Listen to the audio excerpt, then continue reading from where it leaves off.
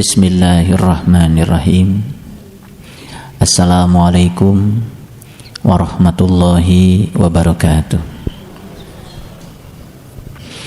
Alhamdulillahillazi sakhkhara lakumul bahra litajriyal fulku fihi bi amrihi walitabtagu min fadlihi wala'allakum tashkurun. Wasyakhkhara lakum ma fis samawati wa ma fil ardi jami'an minhu inna fi dzalika laayatil liqaumin yatafakkarun. Asyhadu an la ilaha illallah wahdahu la syarikalah wa asyhadu anna sayyidana Muhammadan abduhu wa rasuluh sallallahu alaihi wasallam la nabiyya ba'da. Allahumma salli ala sayyidina Muhammad wa ala ali sayyidina Muhammad kama shallaita ala sayyidina Ibrahim wa barik ala sayyidina Muhammad wa ala ali sayyidina Muhammad kama barakta ala sayyidina Ibrahim fil alamina innaka Hamidum Majid. Subhanaka la ilma lana illa ma 'allamtana innaka antal alimul hakim. Astaghfirullahaladzim, astaghfirullahaladzim, astaghfirullahaladzim, allazi la ilaha illa huwal hayyul qayyum wa atubu ilaih min jami'il ma'asi wa dzunub la haula wa la quwata illa billahil aliyyil azim. Memiliki kemampuan untuk menjadwalkan segala sesuatu yang prioritas, ternyata itu merupakan suatu modal besar untuk menuju kesejahteraan lahir dan batin. Tidak sedikit di antara manusia yang selalu sibuk memprioritaskan jadwal-jadwalnya, tetapi tidak berusaha untuk menjadwalkan hal-hal yang prioritas. Ada suatu pemikiran kalau orang-orang yang kesibukannya luar biasa itu katanya sukses. Padahal fakta telah membuktikan tidak semua orang sibuk itu ternyata sukses. Orang yang sibuk dengan urusan duniawinya ternyata tidak sukses dunianya. Ada juga orang yang sibuk dengan urusan agamanya ternyata juga tidak sukses agamanya. Tidak sedikit di antara kita barangkali yang memiliki kesibukan dalam beragama yang luar biasa. Ngajinya di mana-mana, baca Qur'annya juga setiap malam rajin, tahajudnya tidak pernah tertinggal. Segala aktivitas keagamaan sudah dilakukan, pokoknya sibuk, tetapi tidak sukses. Karena ternyata kearifannya tidak bertambah, kesabarannya tidak bertambah, kedewasaan spiritualnya juga tidak bertambah. Wallahu alam ya, apalagi kalau diukur apakah ibadahnya diterima atau tidak, itu sudah ukuran yang lebih jauh lagi. Walaupun ada ukuran yang sederhana untuk melihat ibadah kita diterima atau tidak. Di dalam kitab Al-Hikam, Ibnu Atha mengatakan, kalau kamu ingin tahu sholatmu diterima atau tidak, lihat saja kelakuanmu. Kalau kamu ingin tahu ibadahmu itu berhasil atau tidak, lihat saja kelakuanmu. Karena ibadah itu puncak akhirnya adalah membangun perilaku yang lebih baik. Sesuai dengan hadis Nabi yang mengatakan, aku tidak diutus ke dunia ini kecuali untuk menyempurnakan akhlak. Jadi ternyata sibuk tidak identik dengan sukses. Semoga kita tidak termasuk orang yang terlalu sibuk tapi sukses. Saya punya cerita yang sederhana. Seorang nelayan habis melaut, menangkap banyak ikan. Setelah itu kemudian dia menjual ikannya ke pasar, dan setelah itu kemudian dia menyapa istri dan anaknya. Tidak lama setelah itu dia duduk-duduk di atas kapalnya sambil memandang laut, sambil bersyukur atas segala anugerah yang sudah Allah berikan kepadanya. Tiba-tiba datang seorang pengusaha kapal. Ditegurnya nelayan itu, daripada kamu duduk-duduk seperti itu, lebih bagus kan kamu melaut, biar kamu dapat ikan yang banyak. Si nelayan itu berbicara, terus kalau saya sudah dapat ikan banyak, ya kamu kan nanti bisa membeli jaring yang lebih besar. Terus kalau jaring saya sudah lebih besar, kamu kan nanti bisa dapat ikan lebih banyak lagi. Terus kalau dapat ikan lebih banyak lagi, lah kamu kan nanti bisa beli kapal tambahannya. Terus kalau kapal saya sudah bertambah, ya kamu kan nanti bisa beli perahu yang lebih besar lagi dengan mesin-mesin yang lebih canggih. Terus kalau perahu sudah lebih besar lagi, kamu kan nanti jadi orang kaya. Terus kalau saya sudah jadi orang kaya, terus saja habis ya, si pengusaha itu tidak bisa berbicara lagi. Lalu si nelayan itu berkata sederhana, kalau semua itu sudah dicapai, apa titik akhir yang akan didapat? Si pengusaha itu mengatakan, ya pikiranmu nanti akan damai. Jadi rupanya semua upaya yang dilakukan itu untuk membangun pikiran supaya damai. Dari cerita itu kan kita bisa mengambil pelajaran. Si pengusaha yang menawarkan usaha yang luar biasa ini kan sudah jelas dia baru berangan-angan kalau nanti memiliki banyak hal pikirannya akan damai. Berarti saat dia berbicara dengan nelayan itu sebetulnya dia belum punya pikiran yang damai. Lalu si nelayan itu berkata, Bapak, terima kasih atas semua sarannya. Sebetulnya dari sejak Bapak datang ke sini pikiran saya sudah damai. Karena kedamaian pikiran itu pilihan. Kita bisa damai setiap saat dimanapun kita, pada kondisi apapun, karena itu pilihan kita. Dan tidak perlu ada syarat-syarat yang disyaratkan oleh si pengusaha itu tadi. Dan setelah itu si pengusahanya pergi dan merasa malu, karena ternyata tidak dinyana si nelayan yang direndahkan itu, ternyata dia sudah damai kapan saja, sudah damai di mana saja. Dia selalu bersyukur dengan apa yang diterima. Dia tidak menolak untuk memiliki uang banyak. Dia juga tidak menolak untuk memiliki usaha yang lebih besar. Tetapi yang paling penting, dia sedang berada pada kondisi yang damai saat itu. Bahwa suatu saat usahanya tambah besar, ya dia juga damai. Barangkali suatu saat usahanya tidak besar atau tangkapan ikannya sedikit, dia juga sudah damai. Jadi menurut saya, si nelayan ini sudah benar-benar pada kondisi istirahat. Pertanyaannya bagi kita sekarang, apakah saat ini kita sudah istirahat? Apakah saat ini kita sudah damai?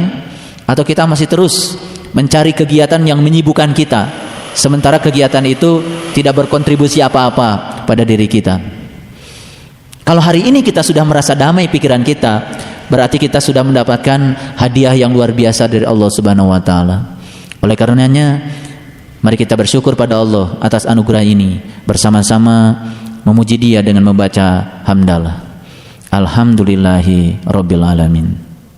Salawat dan salam mari kita sanjungkan keharibaan baginda Rasulullah Sallallahu Alaihi Wasallam, seraya bersalawat padanya. Allahumma salli ala Sayyidina Muhammad wa ala ali Sayyidina Muhammad.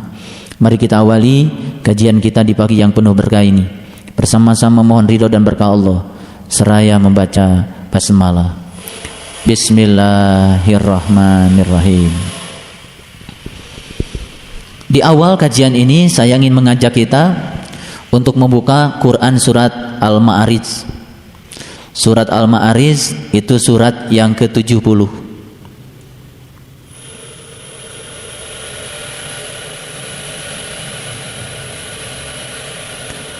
Surat yang ke-70.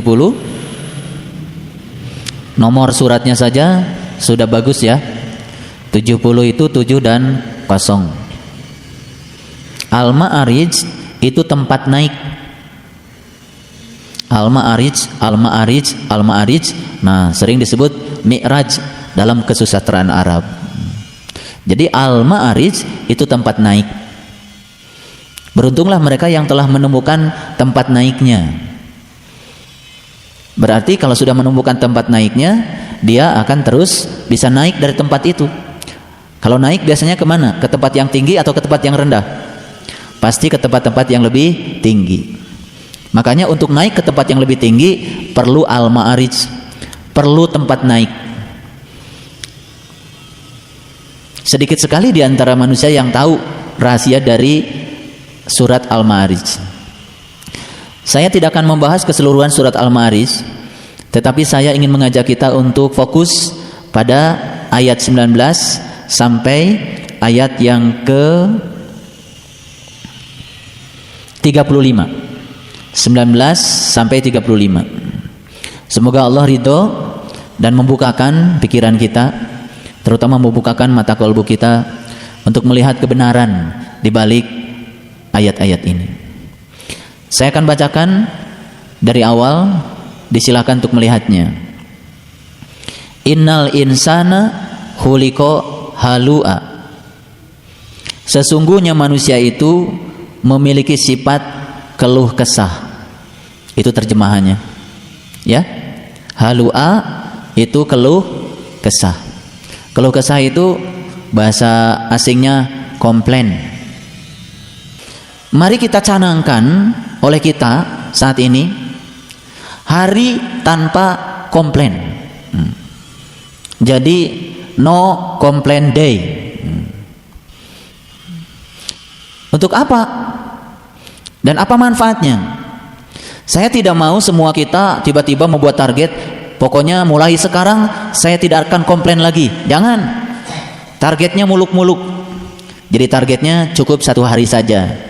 Ya, hari ini saya tidak akan komplain. Jadi ditulis di kertas karton yang besar, no complain day. Nanti kalau sudah malam mau tidur, cabut aja. Nah, subuh-subuh tempel lagi. Jadi masuk lagi no complain day hari yang kedua. Nanti kalau sudah malam cabut lagi. Besok tempel lagi. Dan itu tempel aja besar-besar di rumah kita, ya, pakai karton. Itu no complain day. Kenapa? Menurut saya untuk bisa mengarahkan kehidupan kita lebih produktif, kan setidak-tidaknya punya 4 hal. Yang pertama harus punya mimpi. Dan mimpi itu harus tertulis, kemudian berwujud menjadi visi. Dan visi hidup kita itu akan mengarahkan hidup kita lebih terarah. Punya visi tentu saja lebih baik daripada tidak punya visi sama sekali. Kalau visinya sudah ditetapkan, yang kedua, sadari bahwa visi tidak akan pernah jalan kalau tidak diterjebakkan ke dalam misi. Dan misi tidak akan pernah jalan kalau kita tidak mau berkorban. Jadi jangan mimpi perubahan kalau tidak mau berkorban. Berkorban materi, berkorban perasaan mungkin, berkorban waktu mungkin. Kalau kita tidak sadar bahwa untuk mencapai sesuatu perlu pengorbanan, ya kita tidak akan pernah mendapatkan apa-apa. Karena untuk panen itu harus menanam. Yang ketiga, perlu juga deklarasi. Nah, salah satu deklarasi misalkan seperti tadi, pagi-pagi declare, pokoknya hari ini bebas komplain. Apapun yang terjadi hari ini tidak ada komplain. Makanya dikasih merek, hari ini adalah no complain day. Dalam rangka apa? Dalam rangka Quran surat Al-Ma'arij ayat 19. Jadi sebetulnya no complain day bisa menjadi titik awal kita untuk naik ke tempat-tempat yang tinggi. Ya. Kemudian yang pertama punya visi yang jelas, yang kedua sadar bahwa segala sesuatu perlu pengorbanan, yang ketiga deklarasikan, diucapkan, dideklarasikan. Jika perlu kalau mau deklarasi undang saya. Pak, hari ini saya mau deklarasi apa? No complain day. Saya hari ini akan bikin hari saya tanpa keluh kesah. Dasarnya apa? Quran surat Al-Ma'arij ayat 19. Diundang supaya ada saksinya. Kalau sudah punya visi yang jelas, sadar bahwa untuk mencapai visi perlu misi, dan untuk misi perlu pengorbanan, dan yang ketiga sudah deklarasi, yang terakhir yang keempat tinggal berserah diri kepada Allah. Berarti yang keempat tinggal doa saja, berserah diri, jangan memasuki wilayah-wilayah hasil. Saya mau tanya sekarang, kapan biasanya kita komplain? Biasanya kita komplain saat dimana konsep penerimaan kita sempit. Betul nggak? Jadi sebetulnya untuk mencapai no complain day, yang pertama yang harus diperluas apa? Konsep penerimaan. Kalau konsep penerimaan kita sempit, selamanya kita akan selalu komplain. Ini saya mau kasih contoh. Barangkali kita punya pengalaman. Pernah nggak kita makan di sebuah restoran dan pramusajinya atau makanan yang disajikan itu tidak memuaskan kita? Pernah? Pernah? Atau pernah nggak kita mengurusi sesuatu, apa KTP atau SIM atau STNK atau apa saja, tapi pelayannya tidak memuaskan. Pernah? Banyak ya hal yang tidak memuaskan kita. Biasanya komplain gak kita? Komplain kan? Komplain. Nah, jadi sebenarnya komplain itu karena apa? Ada ketidakpuasan terhadap pelayanan yang di luar. Lalu kita ingin yang di luar itu sempurna seperti yang dipikirkan.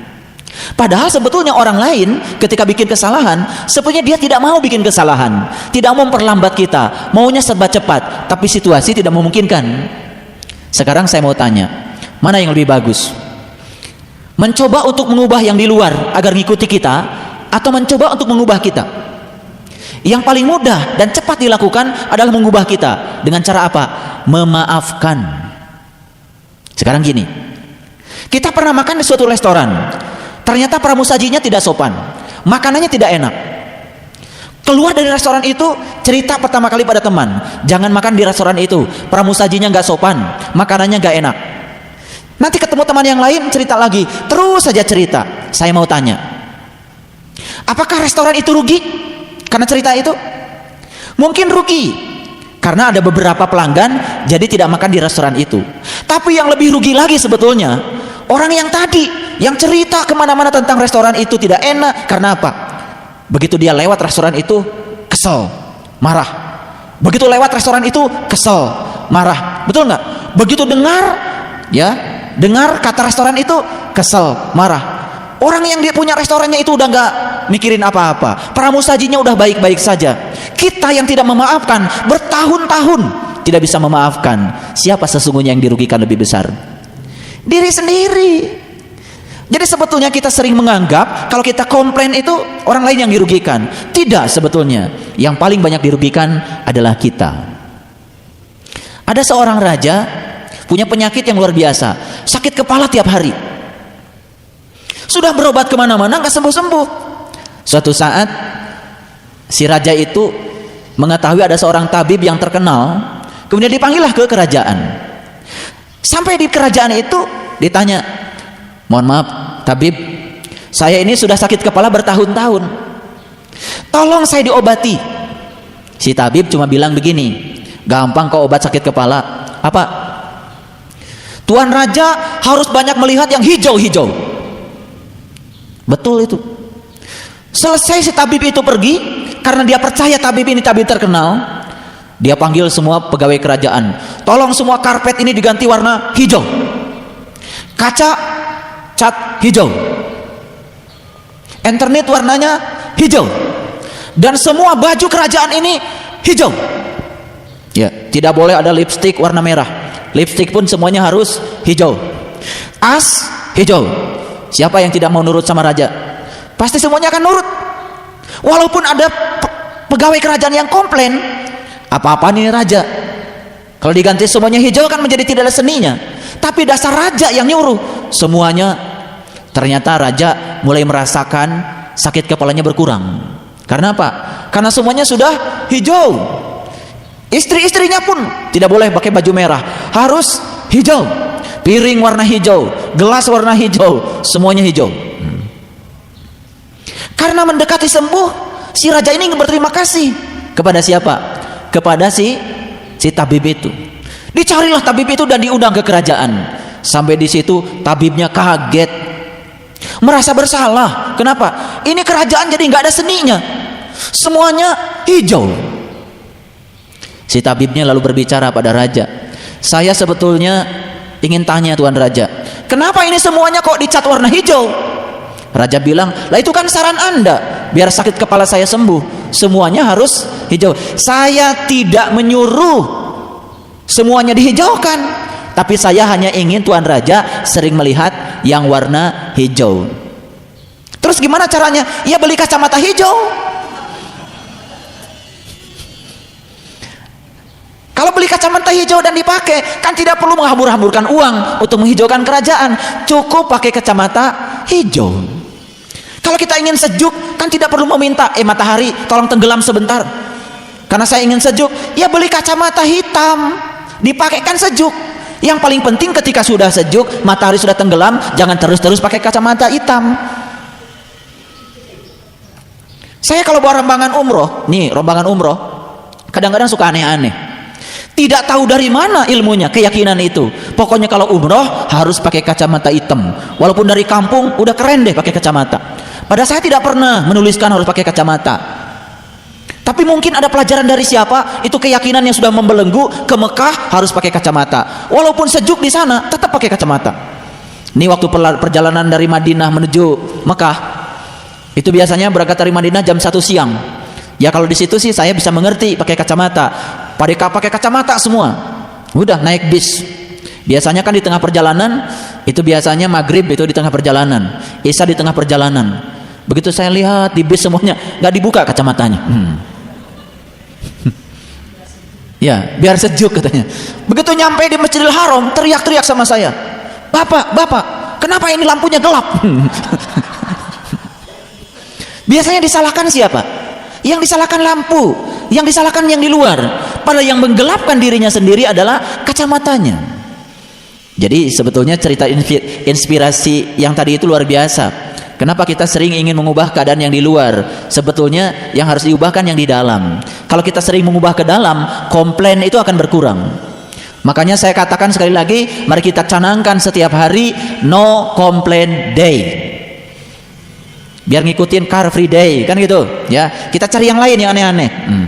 Aneh tapi produktif untuk kita, dan itu sangat luar biasa. Dari contoh yang tadi, mungkin saja si restoran kehilangan beberapa pelanggan, tapi yang lebih tersiksa lagi orang-orang yang tidak bisa memaafkan. Setiap hari terus menceritakan yang tidak enak di masa lalu. Semakin sering diceritakan, mohon maaf, apakah tidak enaknya hilang? Kan tidak enaknya tidak hilang, tetap saja ada. Ada seseorang yang baru saja diamputasi kakinya. Kemudian dia setiap hari mengeluhkan kakinya. Ternyata kakinya tidak tersambung lagi dengan keluhan dia. Lalu dia bikin pernyataan, seandainya air mata saya bisa menyambungkan kembali kaki saya yang telah diamputasi, saya akan lakukan setiap hari menangis. Dia bilang begitu. Seandainya air mata saya bisa menyambungkan kembali kaki yang telah diamputasi, saya akan menangis setiap hari.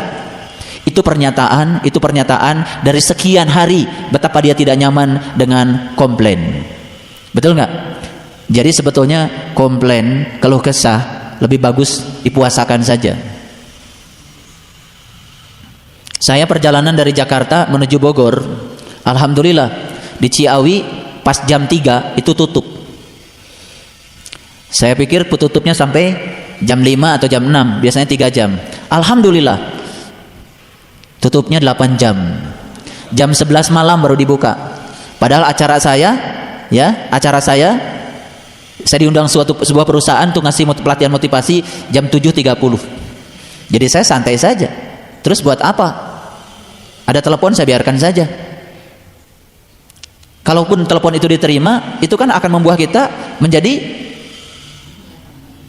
tambah stres, betul nggak? Harus ini, harus itu. Padahal sudah jelas kenyataannya itu tergantung polisi kan?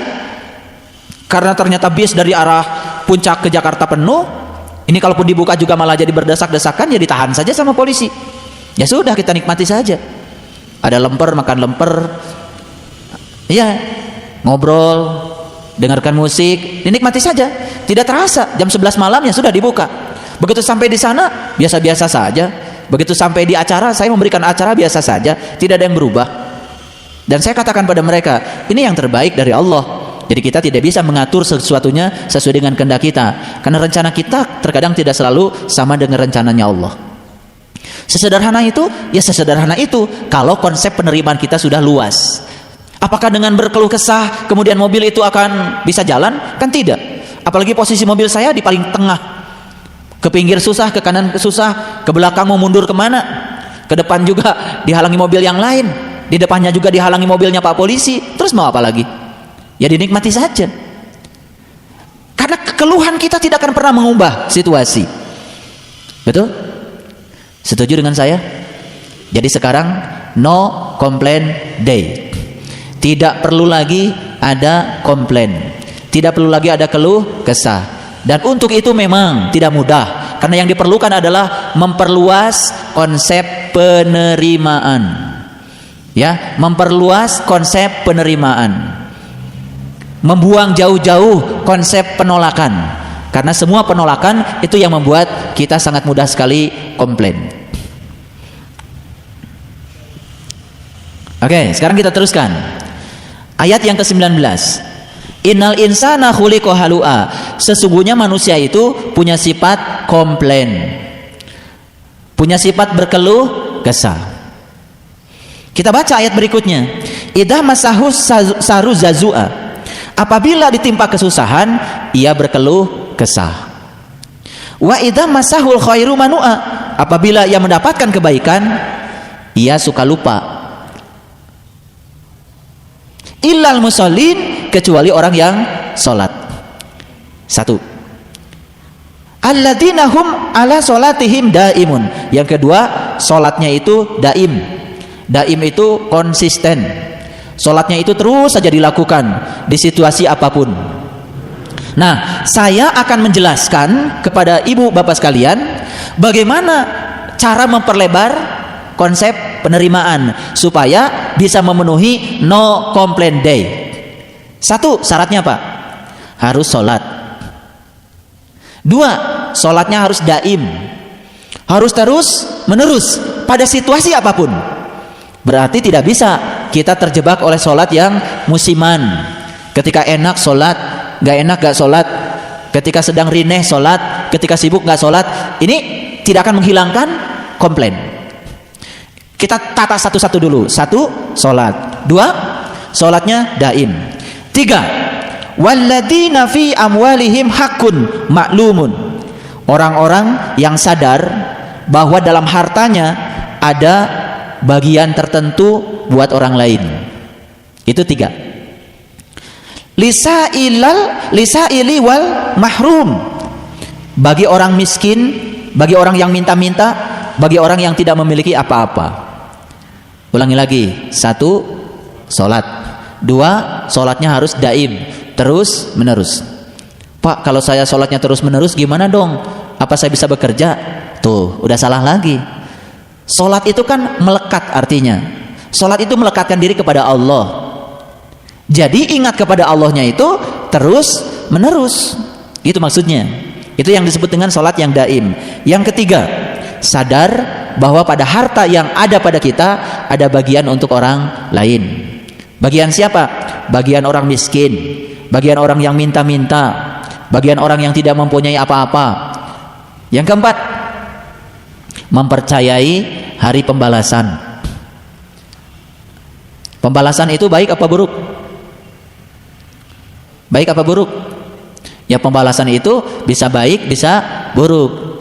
Kan sudah dibahas di surat yang ke-99, ya kan? Semua yang baik akan dibalas dengan kebaikan. Semua yang buruk akan dibalas dengan keburukan. Kalau kita sadar dengan hari pembalasan, pasti kita akan melakukan yang baik-baik saja, karena pembalasannya pasti baik. Kan kita tidak mungkin ada yang menghendaki pembalasan yang buruk. Betul nggak? Pembalasan yang buruk pasti dari tindakan yang buruk. Pembalasan yang baik dari tindakan yang baik. Itu yang keberapa? Yang keempat. Yang kelima, takut akan azab Tuhan. Yang keenam, orang yang memelihara kehormatannya, ya. Jadi kehormatan. Li furujihim hafidun. Yang ketujuh, orang yang memelihara amanah-amanahnya. Walladzina hum li amanatihim wa ahdihim raun. Yang kedelapan, walladzina hum bi syahadatihim qaimun. Orang yang memberikan kesaksiannya. Ini harus dibahas satu-satu. Yang kesembilan, walladzina hum ala salatihim yuhafidun. Orang yang memelihara salatnya. Jadi bukan sekedar mendirikan salat, bukan mengerjakan salat terus-menerus, tapi memelihara salatnya. Jadi ada berapa? Ada 9. Memang syaratnya 9. Jadi kalau yang 9 ini kita pahami semuanya dan kita amalkan semuanya, ternyata kita akan mendapatkan kemampuan untuk melebarkan konsep penerimaan. Lalu kita akan memasuki no complaint day. Sekarang saya mau kasih tahu, perhatikan saya. Kalau orang komplain, biasanya energinya positif atau negatif? Negatif. Bahwa energi negatif itu menular, percaya? Percaya ya? Ada sebuah penelitian yang dilakukan di Jepang pasca Profesor Masaru Emoto mengemukakan penelitian tentang air. Ini penelitian lanjutannya. Penelitiannya begini. Jadi ada 3 toples. 3 toples. Masing-masing toples itu diisi dengan nasi yang dimasak dengan cara yang sama. Jadi dimasak nasi, dimasukkan ke toples 1, toples 2, toples 3, dibagi 3 bagian. Toples 1 kemudian ditulisi terima kasih nasi.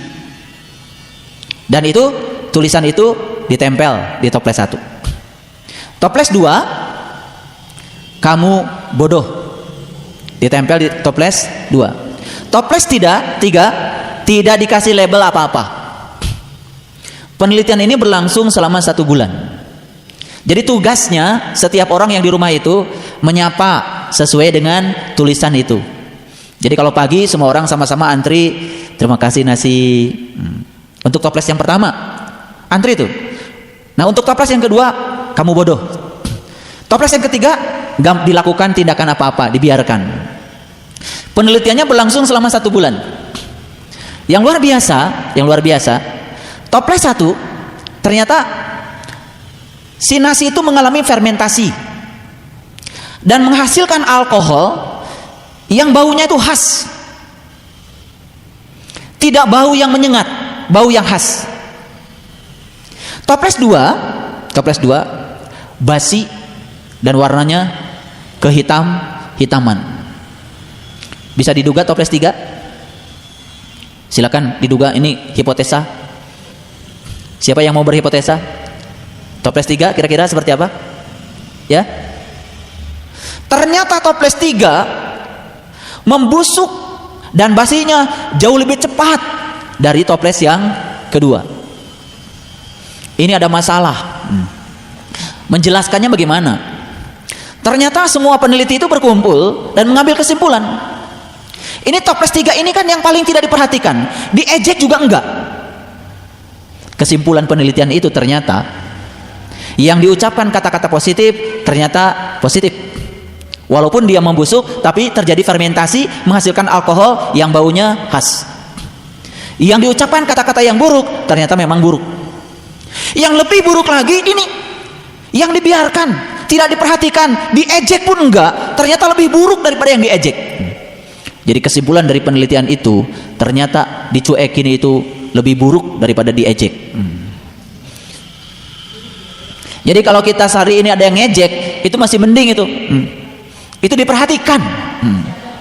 Masih ada orang yang mau mengejek. Makanya ketika kita sakit gigi, harusnya kita sadar, terima kasih Tuhan, berarti saya masih punya gigi. Kenyataannya sakit. Waktu kita sakit kaki, harusnya terima kasih sama Tuhan. Terima kasih Tuhan, kenyataannya sekarang saya masih punya kaki, tandanya sakit.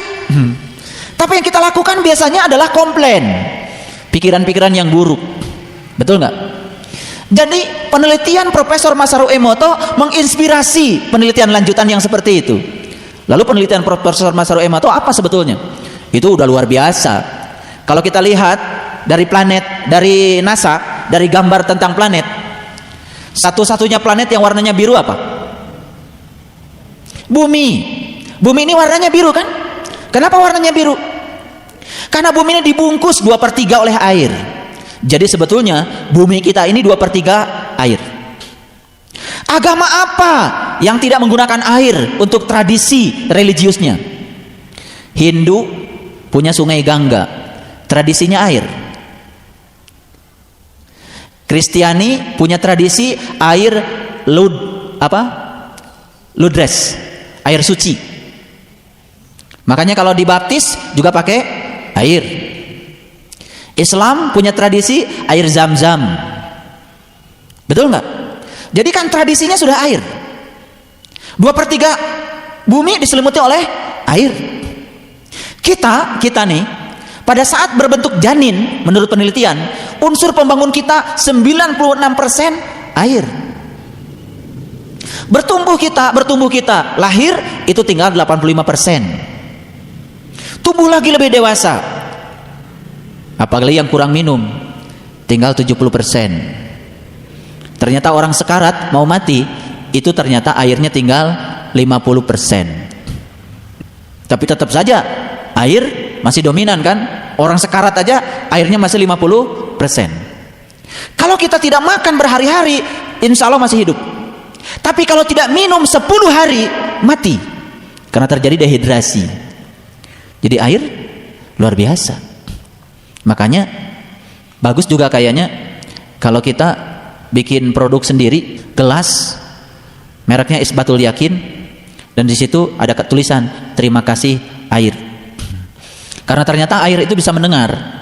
Yang luar biasa kata Profesor Masaru Emoto, air bukan sekedar bisa membaca, tapi air itu bisa mendengar. Jadi ketika ditulisi saja ucapan terima kasih, luar biasa. Jadi penelitian Profesor Masaru Emoto saya kemukakan, beliau itu kan mengucapkan atau menuliskan berbagai macam tulisan.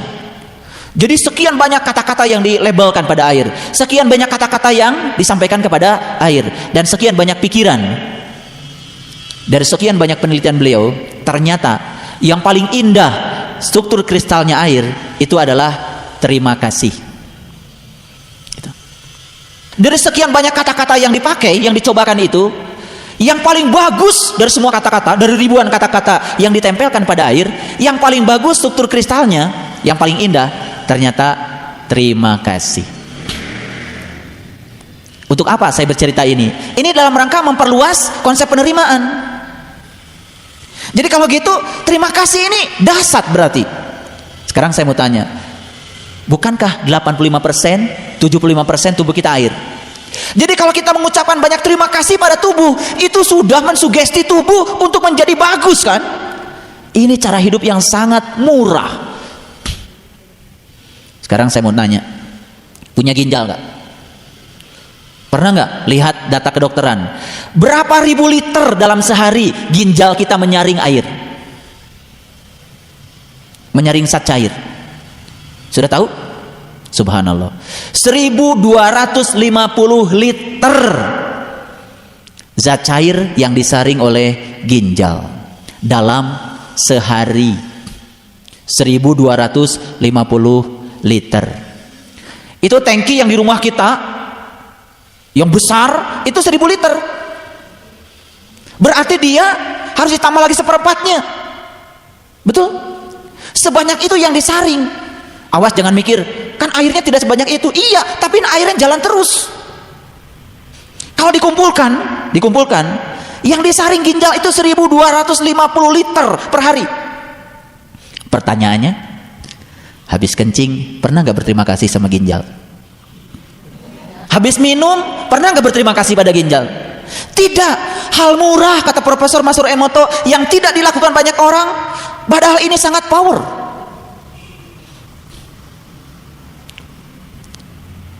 Oke, sekarang daripada komplain terus menerus, lebih bagus setiap hari memperbanyak ucapan terima kasih.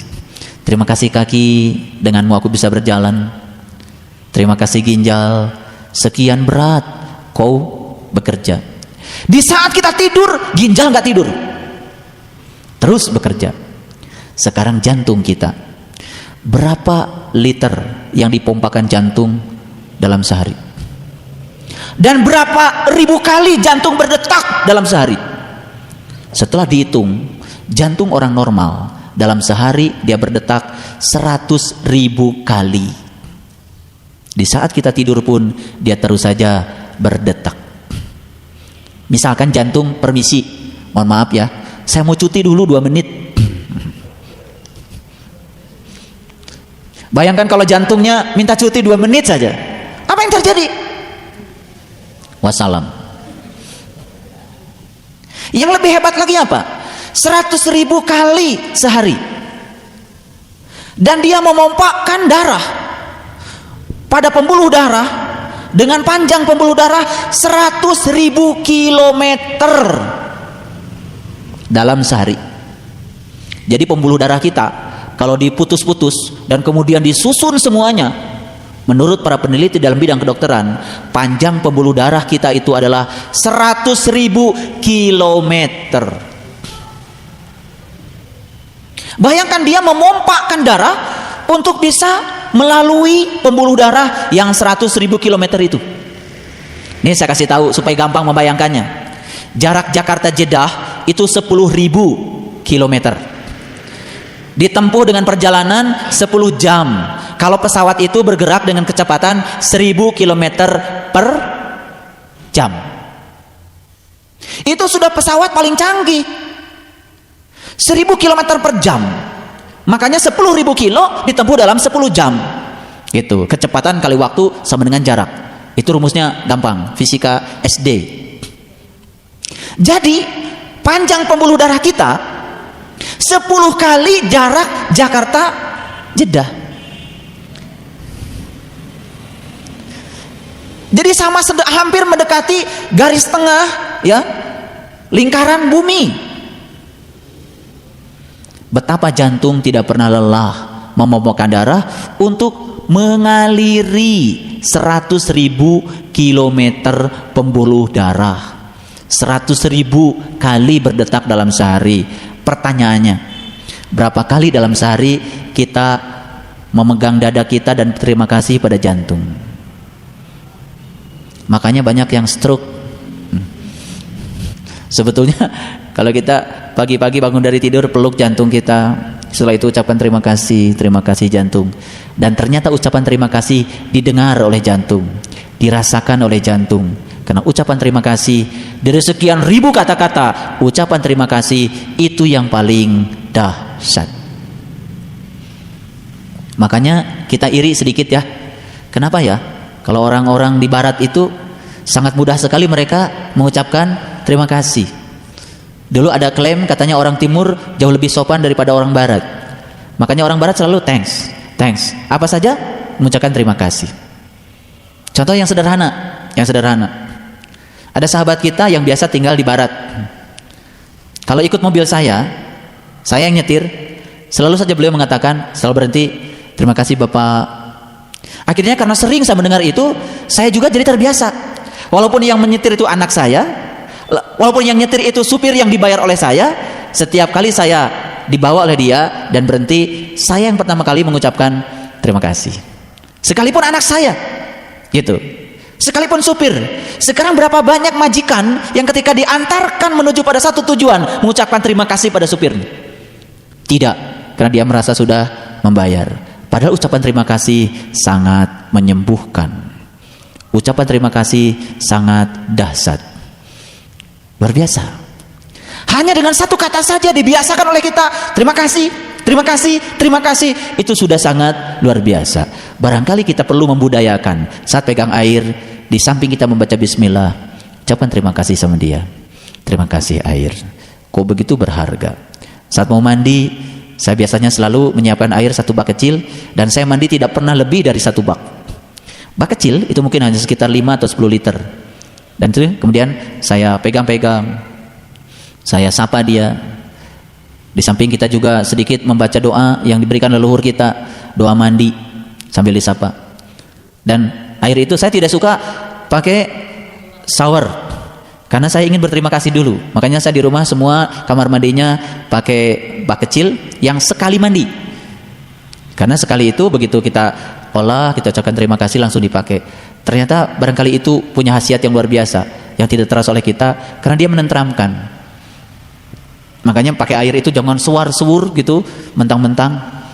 Tengoklah orang di Afrika yang untuk mendapatkan air saja harus berjalan 80 km. Sesampainya di sana pun airnya ternyata sudah habis diminum gajah-gajah Afrika yang liar. Sudah jalan 80 km pengen air, sampai di sana sudah habis sama gajah. Sudah gitu hanya berantakan saja kotoran gajah. Bayangkan. Dan untuk mendapatkan air, mereka harus bikin sumur. Kalau di Afrika, sumur itu nggak seperti di kita. Sumur kan ke bawah langsung keluar air.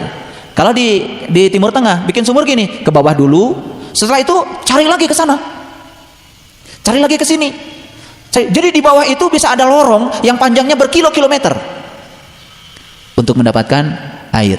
Nanti setelah ketemu di titik mana ada air, baru digali lagi.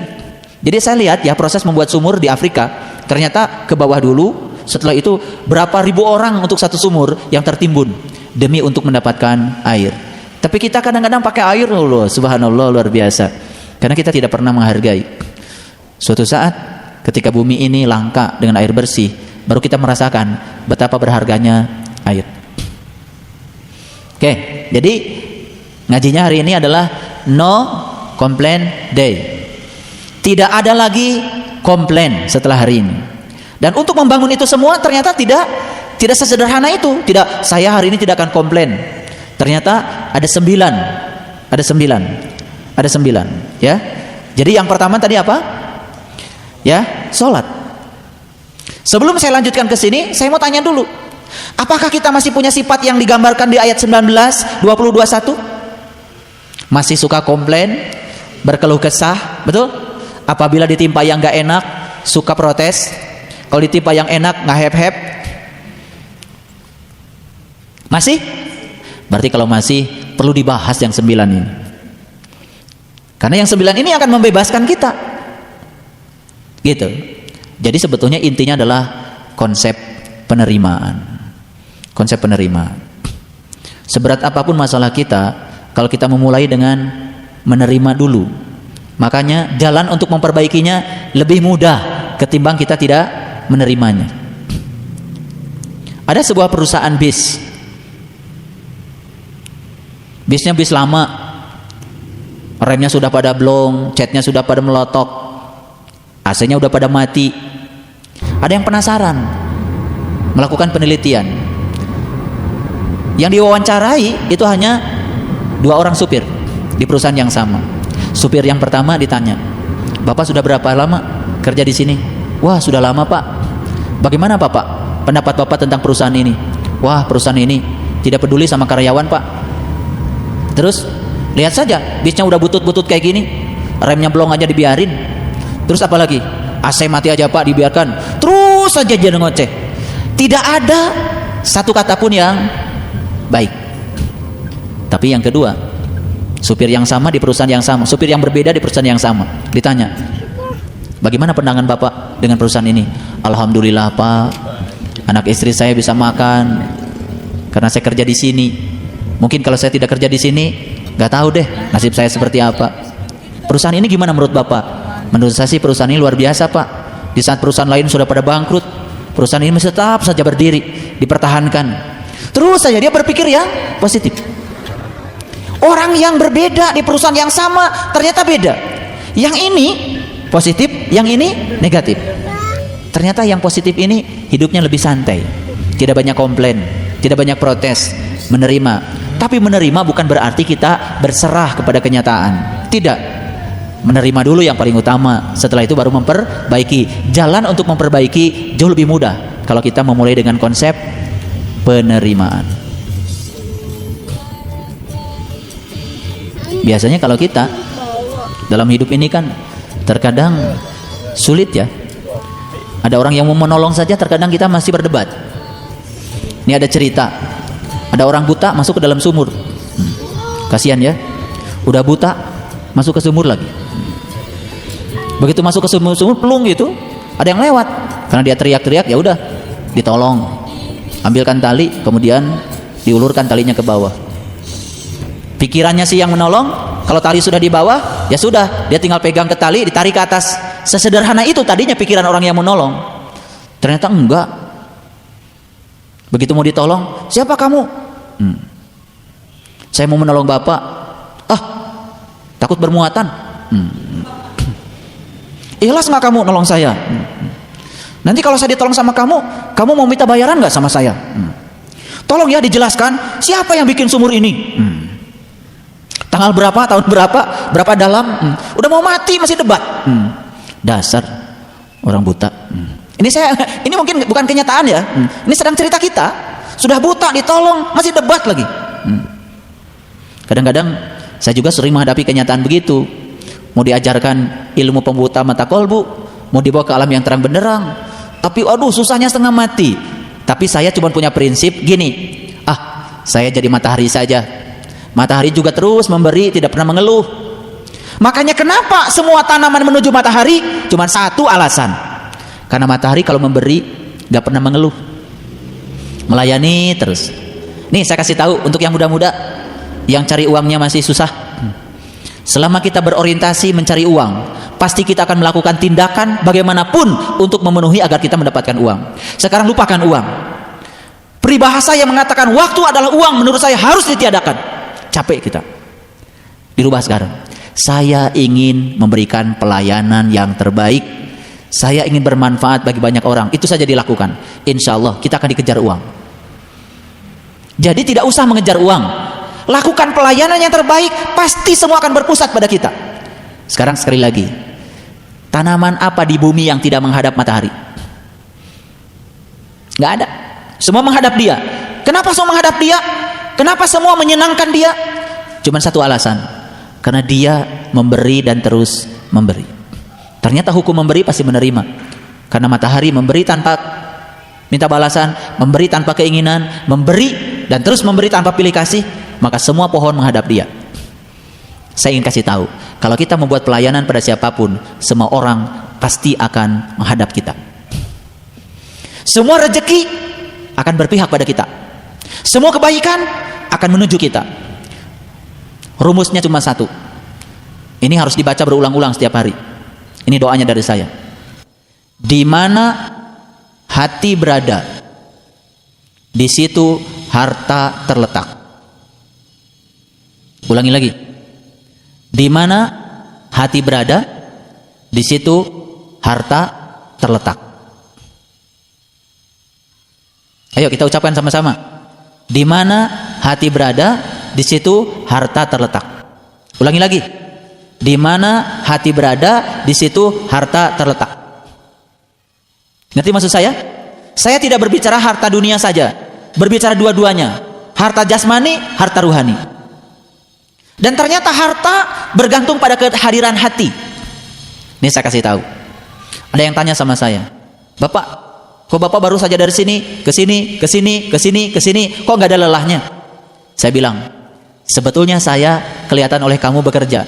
Saya tuh sebenarnya nggak bekerja. Kenapa? Karena saya melakukannya senang. Ketika kita melakukan pekerjaan dengan senang, sebetulnya kita sudah berhenti bekerja. Sekali lagi, ini rumus yang luar biasa. Luar biasa. Silahkan dibuktikan rumus ini, formula ini luar biasa. Ulangi. Di mana hati berada, di situ harta terletak. Sekarang gini, dokter melayani pasien pakai hati, bukan pakai tarif. Pakai hati. Percaya nggak? Dokter itu bisa mendapatkan uang melampaui tarifnya. Percaya sama saya? Saya ngasih pelatihan pakai hati, nggak pakai tarif. Ternyata saya mendapatkan balasan jauh melampaui tarif. Saya melakukan kebaikan pada siapapun pakai hati, memberi pakai hati. Ternyata saya mendapatkan balasan jauh melampaui yang saya pikirkan. Jadi semua satu. Di mana hati berada, di situ harta terletak. Jadi kalau ingin kaya, gampang. Hadirkan hati. Melakukannya harus senang. Makanya saya bilang tadi, tidak semua orang sibuk sukses, dan tidak semua orang yang tidak sibuk tidak sukses. Saya akan menggunakan sukses dalam dua terminologi. Ada sukses menurut ukuran umum, ada sukses menurut ukuran pribadi, dan itu berbeda. Kalau ukuran umum, dia sibuk, mobilnya banyak, rumahnya banyak, depositonya banyak. Ukuran umum, sukses. Padahal kalau ditanya dia, setelah itu pengen apa lagi? Pengen tambah banyak lagi. Dan mungkin dia merasa belum sukses. Beda ukuran pribadi dengan ukuran umum. Ukuran pribadi itu ternyata sangat unik. Saya menilai kesuksesan bukan dari sisi itu. Saya melihat dari sisi hasilnya. Kenapa? Ketika saya melakukan suatu tindakan tertentu, berdampak apa? Dampak tidak selalu uang. Makanya sekarang berhenti, dan jika perlu coret kata-kata waktu adalah uang, ganti waktu adalah pelayanan. Ganti. Lebih dahsyat, waktu adalah pelayanan. Sekarang berusahalah untuk melayani siapapun. Berusahalah untuk membaikan siapapun. Berusaha untuk menolong siapapun. Percaya sama saya, tidak usah memikirkan apa yang kita dapat. Semesta akan membalikan semuanya pada kita. Dan itu sudah terbukti luar biasa. Jadi sekarang berhenti mencari uang, tetapi memberikan pelayanan terbaik. Pasti kita akan dikejar oleh uang. Dan pelayanan adanya di mana? Di hati. Saya kasih tahu. Pernah nggak ngasih tukang parkir besar? Pernah? Sering saya melakukannya. Cuman karena hal yang sepele. Ketika mobil diparkir, kelihatan ya kacanya kotor, dia ngambil lap. Bukan sekedar itu. Dan yang luar biasa, ada seorang tukang parkir ketika mau dikasih itu nggak mau. Itu pelayanan. Karena dia hadir di situ hatinya. Beda dengan orang yang hitung-hitungan. Sekian mobil, sekian itu, dia hanya mendapatkan sekian saja. Di situ pelayanan. Pernah nggak datang ke tukang cukur, nggak disuruh tukang cukur tiba mijit semua, enak gitu. Pasti tidak mungkin kita ngasih 8.000. Pasti ingin ngasih 20.000, bisa jadi 50.000. Betul? Jadi sekarang apa yang harus kita lakukan? Merubah. Jadi keyakinan yang salah di masa lalu, rubah. Keyakinan yang salah, yang tidak produktif, yang telah membelenggu kita, hancurkan. Dan itu akan memperlebar konsep penerimaan. Masih ingat cerita saya tentang gajah di India? Kalau mungkin pergi ke India, aneh. Kenapa? Gajah yang gede-gede, talinya kecil-kecil, dan diikat di pohon yang kecil. Tapi gajah yang kecil-kecil, talinya gede-gede, rantainya besar-besar, dan diikatkan di pohon yang besar. Mungkin kalau orang yang baru datang ke situ protes, nih kalian ini nggak ada kerjaan.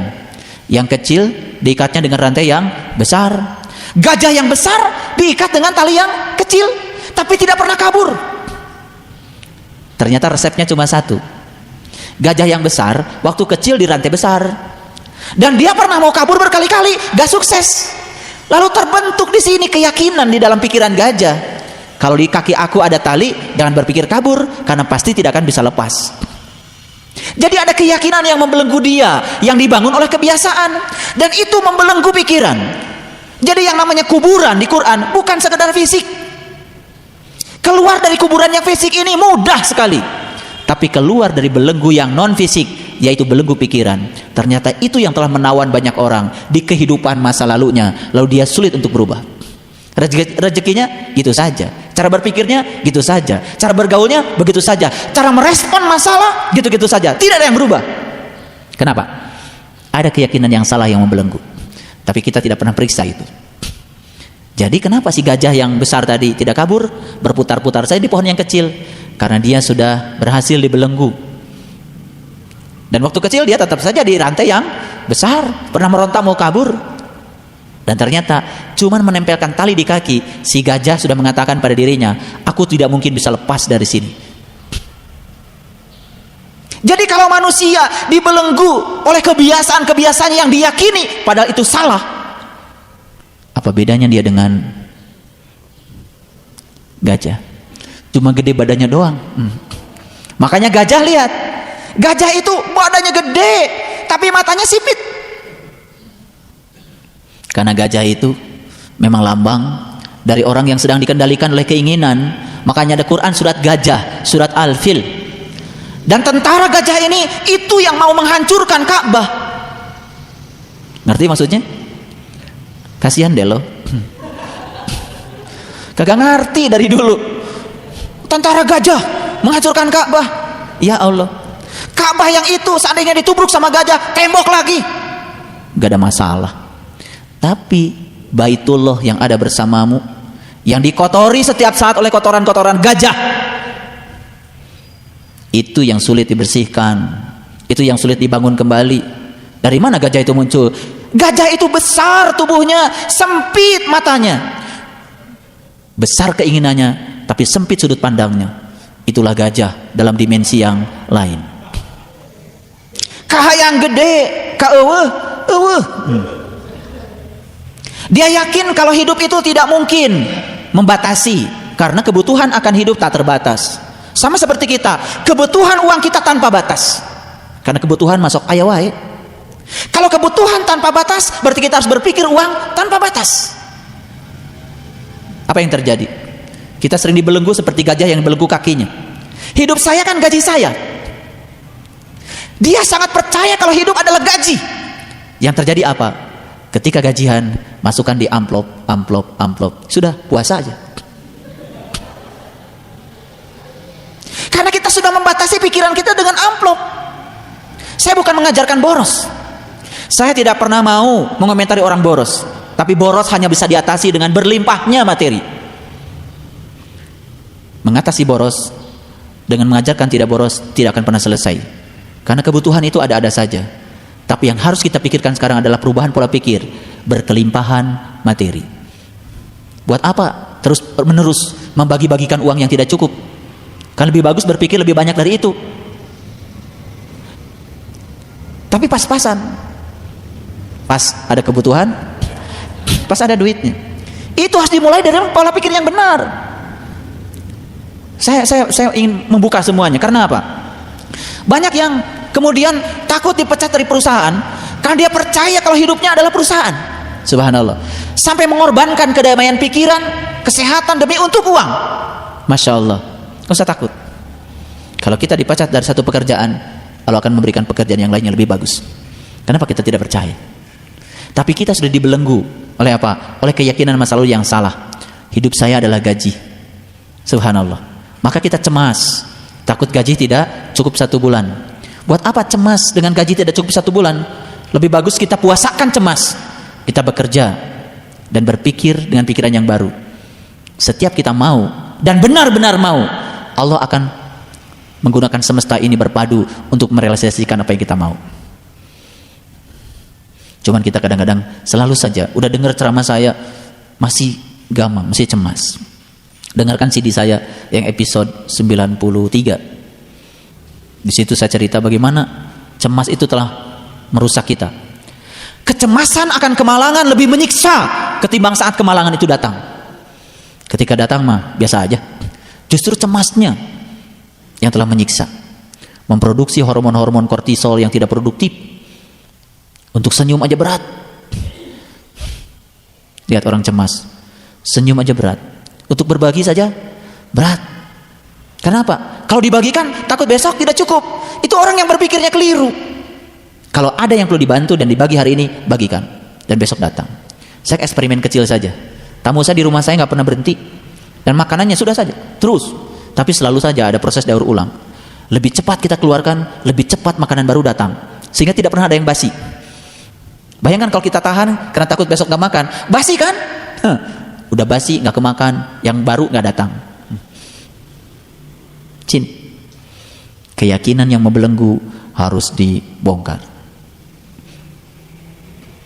Ada seorang petani lagi jalan itu menyusuri hutan, menemukan telur burung elang.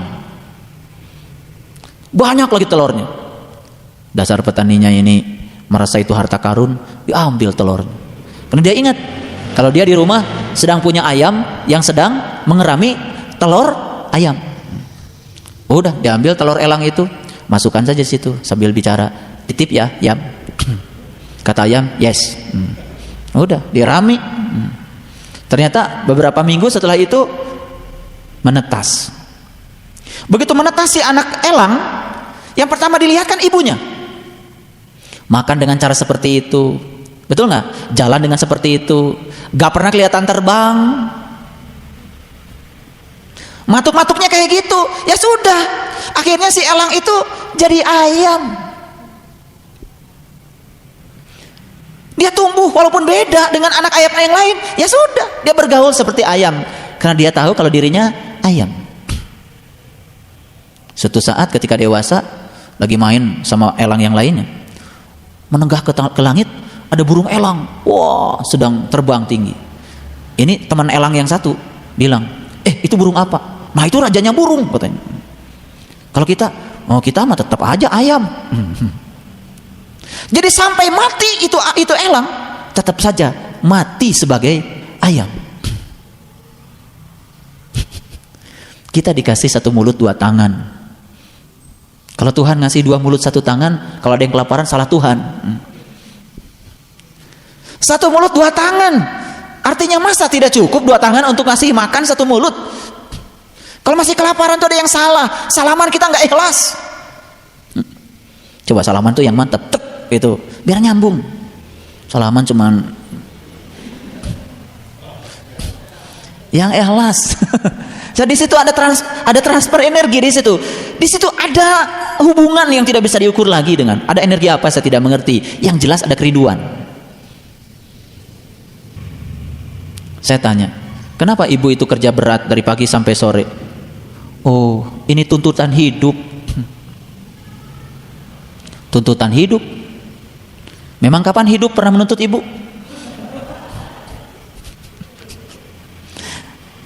Pertanyaan saya, itu tuntutan hidup atau tuntutan keinginan yang tidak pernah puas? Siapa yang menuntut? Kita kadang-kadang ngomong suka salah. Udah gitu, banyak-banyak yang menuntut ilmu. Kata ilmu, apa salah gua? Dituntut segala. Jadi, no complaint day. Ya, jadi bikin nanti pakai koran. No complaint day. Tempel di rumah kita, tap. Baca dulu, no complaint day. Berarti tidak ada komplain apapun. Istri tidak boleh komplain sama suami. Suami tidak pernah komplain pada istri. No complaint. Sehari aja, sehari. Baru besoknya pasang lagi. No complaint day. Kalau ditanya apa-apaan ini, surat Al-Ma'arij ayat 19 bilang begitu. Al-Ma'arij kan tempat yang naik. Bagaimana kita bisa naik ke atas? Kalau terus-menerus kita bergumul dengan keluh kesah. Keluh kesah hanya akan memperburuk keadaan. Yang akan memperbaiki keadaan adalah ketika konsep penerimaan kita sudah melebar. Bapak Ibu, percaya nggak sama saya? Mungkin kita punya pengalaman dulu. Apa waktu menikah kita nggak disetujui sama mertua? Apa saja. Tapi percayalah, ciri kebenaran itu 3 menurut filosof Jerman. Ada filosof Jerman namanya Schopenhauer. Beliau mengatakan 3 ciri kebenaran. 1, ditertawakan. 1, ditertawakan. 2, ditentang habis-habisan. 3, diterima. Jadi yang pertama apa? Ditertawakan. 2, ditentang habis-habisan. 3, diterima. Sabar. Ketika ditertawakan sabar aja, itu satu fase yang harus dilalui. Berikutnya ditentang habis-habisan, sabar lagi. Nanti juga diterima.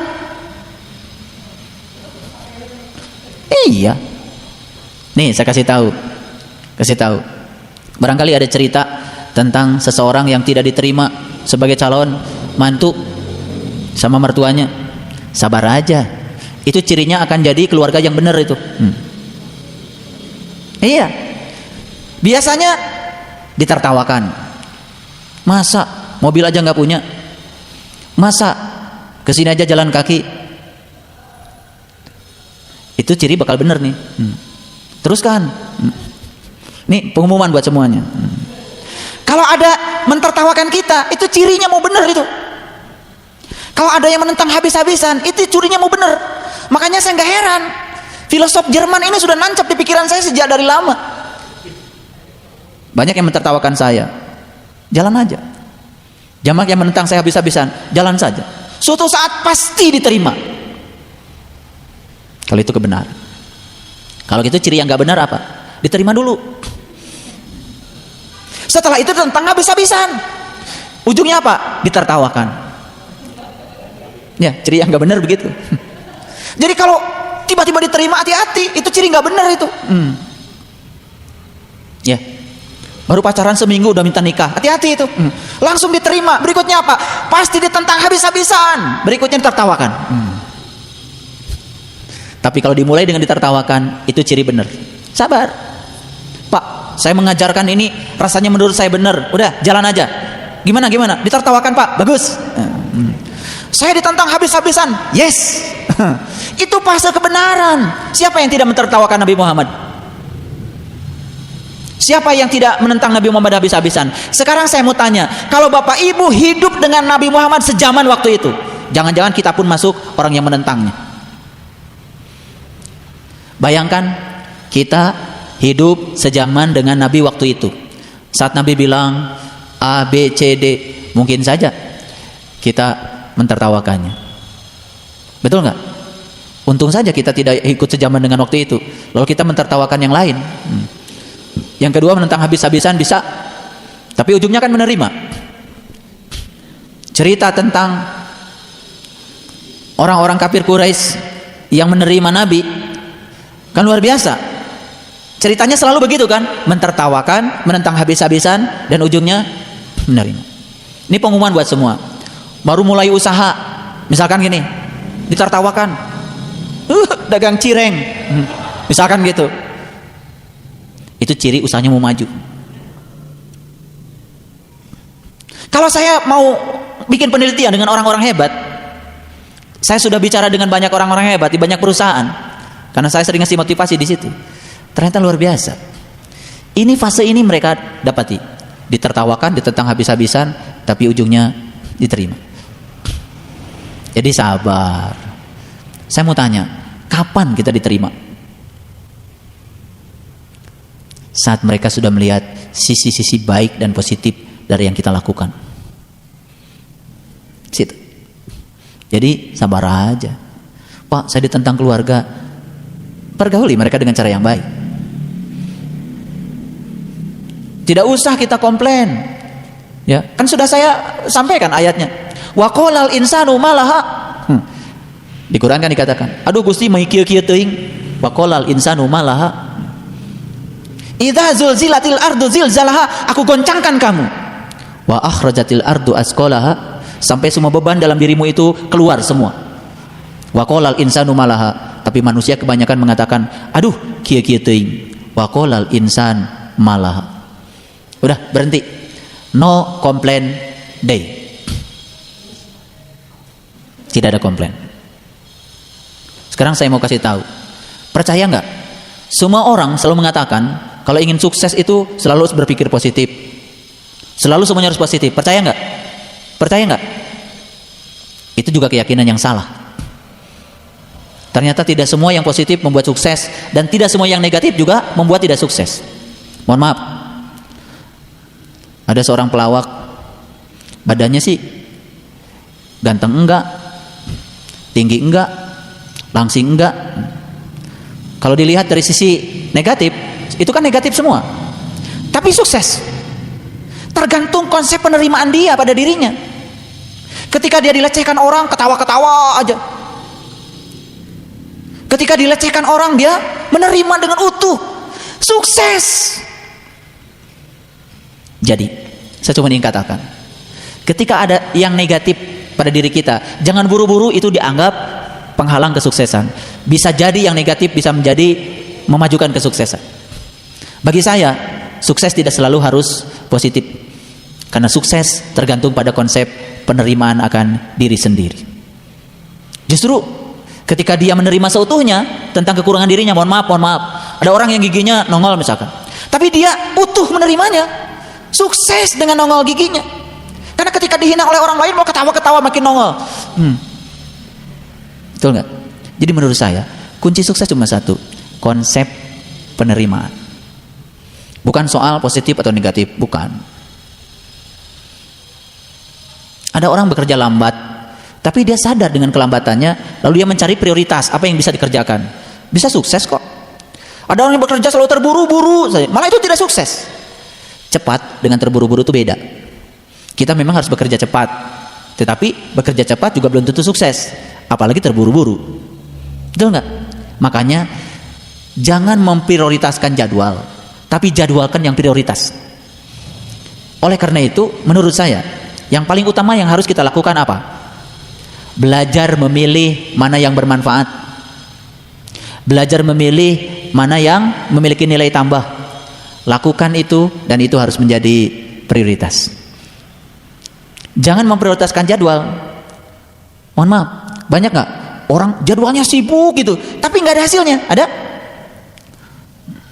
Pagi ngantar anak, jam 8 refleksi, jam 9 spa, jam 10 pedikur, jam 11 sibuk. Tapi semua kesibukannya itu hanya untuk mementingkan dirinya sendiri.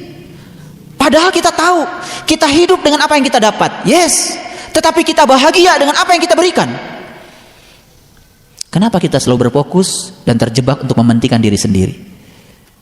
Sekarang belajarlah untuk fokus melayani orang lain, membaikan orang lain. Di situ kuncinya. Gak usah berhitung waktu lagi. Kalau mau menolong, tolonglah. Menurut saya, disitulah kebahagiaan. Makanya cocok dengan pesan Sunan Kalijaga, ya kan? Kaya tanpa benda. Untuk kaya itu tidak mesti banyak benda. Tetapi orang yang kaya hatinya pasti tidak akan sulit dengan urusan dunianya. Karena yang kaya hatinya biasanya sangat mudah untuk bersilaturahim dengan siapapun. Silaturahim kan memanjangkan rezeki, betul nggak? Cuman sekedar minum teh manis, masa nggak dapet? Ngerti maksud saya? Kalau hari ini kita masih sulit untuk mendapatkan lontong saja, pasti ada yang salah kan? Betul nggak? Padahal semesta ini menyiapkan segalanya untuk kita luar biasa. Coba perhatikan yang 9 ini, tafakuri yang 9 ini. Sekarang tanya sholat kita. Kan di sini dikatakan ilal musholin, kecuali orang yang sholat. Sudah sholat kita? Sudah. Tapi kenapa sholat saya kok tidak membuat saya bisa memiliki konsep penerimaan yang utuh? Sekarang perhatikan apa artinya sholat. Sholat itu kan artinya melekatkan diri kepada Tuhan. Kapan kita akan sukses melekatkan diri pada Tuhan? Kalau kita sudah berpisah dengan selain Tuhan. Makanya sebelum sholat wudhu dulu. Saya tidak mengajarkan wudhu yang pakai air, itu mah semua orang udah bisa. Tapi wudhu pada tingkatan yang lebih tinggi, melepaskan segala kemelekatan pada selain Tuhan, berpisah dari semua itu wudhu yang sebenarnya. Itu yang akan memperluas konsep penerimaan. Wadduha walaili idza saja. Ketika seseorang sudah sampai di duha, duha berarti sudah terang benerang. Walaili idza saja, kegelapan sudah hilang. Ma wadda'aka rabbuka wa ma qala. Kata Tuhan, aku tidak pernah meninggalkan kamu dan aku tidak pernah membenci kamu. Walal akhiratu khairul laka minal ula. Lalu kita menemukan ternyata di balik negeri dunia ini ada negeri yang satu lagi yang lebih dahsyat, yang berikan kedamaian, negeri akhirat. Makanya prioritas. Wabtagi fima ataqallahu darul akhirah wala tansa nasibaka minad dunya. Prioritaskan dulu akhirat, baru cari keberuntunganmu dengan dunia ini. Makanya sebelum mendapatkan akhirat, kejar dulu akhiratnya. Setelah mendapatkan akhiratnya, baru kita, karena akhirat bisa menata kehidupan dunia kita. Terus apa berikutnya?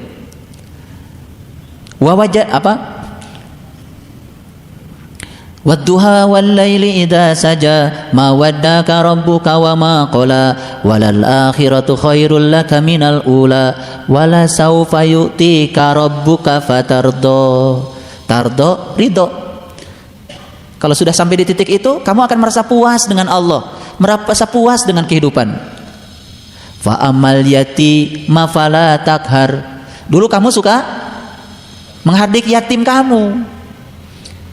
Yatim itu kan itu jiwa kamu yang selalu dihardik oleh kepentingan-kepentingan duniamu. Fa ammal yatima fala takhar wa amma sa'ila fala tanhar wa amma bi nikmati rabbika fahaddis. Dan kalau sudah dapat nikmat yang kau dapat, gak usah disiarkan, gak usah diberitakan, gak usah diwartakan. Nikmat yang mana yang gak boleh diwartakan? Nikmat spiritual, nikmat Allah. Kalau nikmat dunia nggak diwartakan juga orang tahu. Kita beli apa saja tetangga pasti tahu. Bangun rumah tetangga pasti tahu. Beli beca aja tetangga tahu. Kalau yang dunia mah nggak usah diwartakan juga udah mewartakan sendiri. Tapi rezeki spiritual nggak usah dibicarakan, nggak usah diceritakan. Itu hanya untuk dirimu sendiri. Tapi wartakan olehmu dampaknya, wartakan olehmu akhlaknya. Jadi sholat tidak usah cerita pada orang. Tadi malam tahajud, baru saja saya habis duha. Nggak usah. Tapi lihat konsep penerimaanmu melebar nggak? Kalau konsep penerimanya sudah melebar, orang akan melihat bahwa sholatnya memiliki dampak karena ada perubahan. Kapan konsep penerimaan akan melebar? Teruskan. Bisa dikatakan mereka yang tetap mengerjakan sholatnya, daim itu tetap. Artinya sholatnya tidak usum-usuman, tidak musim-musiman, betul nggak? Terus saja, yaitu di situasi apapun. Dan yang berikutnya, orang yang sadar kalau dalam hartanya ada bagian orang lain. Ini saya ingin kasih tahu. Setiap kali kita mendapatkan sesuatu, sadar nggak? Kalau di dalam harta itu ada bagian orang lain, sadar nggak? Lihat orang yang tidak sadar, pasti akan merasa hartanya itu punyanya, miliknya, tidak mau berbagi pada siapapun, betul? Jadi sebetulnya sifat kikir itu sebenarnya kita sedang mempersempit konsep penerimaan. Apa yang terjadi? Orang kikir biasanya sangat cemas, takut kehilangan yang dimilikinya. Sempit gak? Sempit. Tapi orang yang sudah kasih saja. Besok ya kalau sudah berbuat baik kan hadiah pertama kan kebaikan juga. Besok sudah ada urusannya lagi. Tindakan yang hari ini kan besok. Fa may ya'mal misqala dzarratin khairan yarah. Wa may ya'mal misqala dzarratin syarran yarah. Kalau hari ini membagi kepada orang, sekalipun habis yang kita punya kita bagikan, percaya deh, besok akan datang melampaui itu. Asal kita tidak berpikir besok akan datang. Semakin tidak dipikirkan, semakin datang. Jangan transaksional dengan Tuhan. Kalau saya infak nanti akan dapat sekian kali, nggak usah, nggak dapat nanti. Kalau infak saja, kalau ngasih saja, kalau berbuat baik saja. Tidak usah memikirkan apa yang didapat. Yang kita dapat melampaui yang kita pikirkan. Di situ rahasianya. Berikutnya apa? Kalau kita sadar di setiap rahmat pasti ada amanat. Saya sekarang ini kadang-kadang netral gini. Ternyata semua peristiwa di semesta ini netral. Yang membeli label itu baik, yang membeli label itu buruk siapa?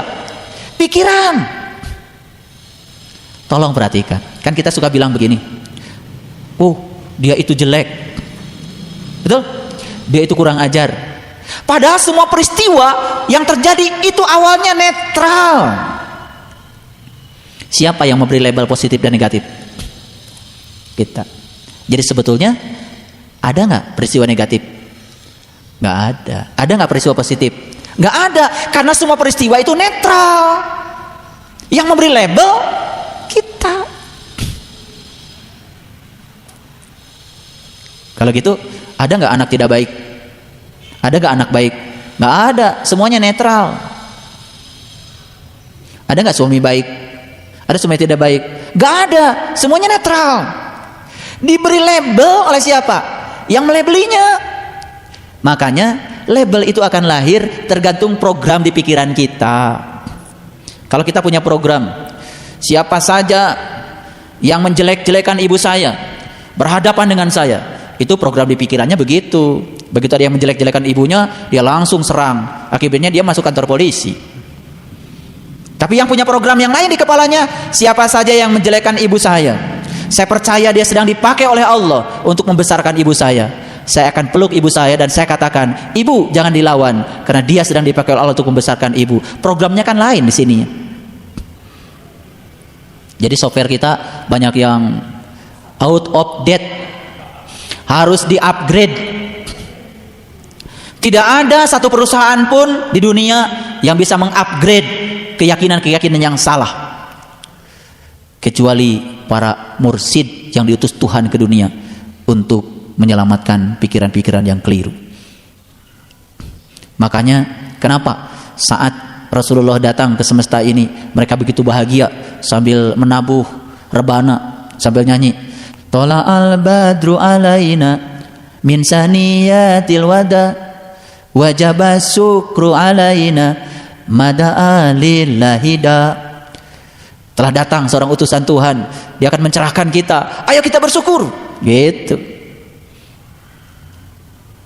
Sekarang pandangan orang pada orang yang berbicara agama itu sudah miring dan negatif.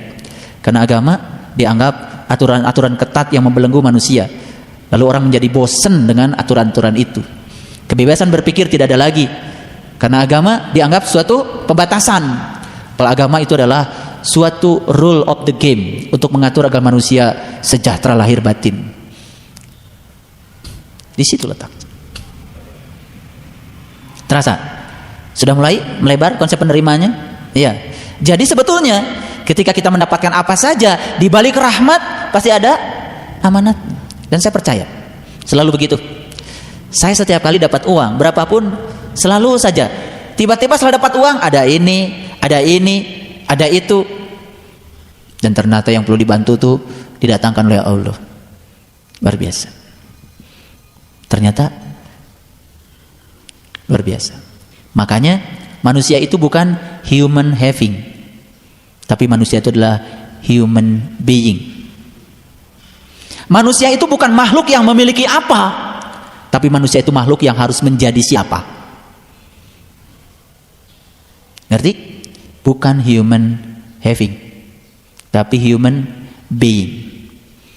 Tuhan tidak memerintahkan kamu memiliki apa, tapi Tuhan memerintahkan kamu menjadi apa, menjadi siapa.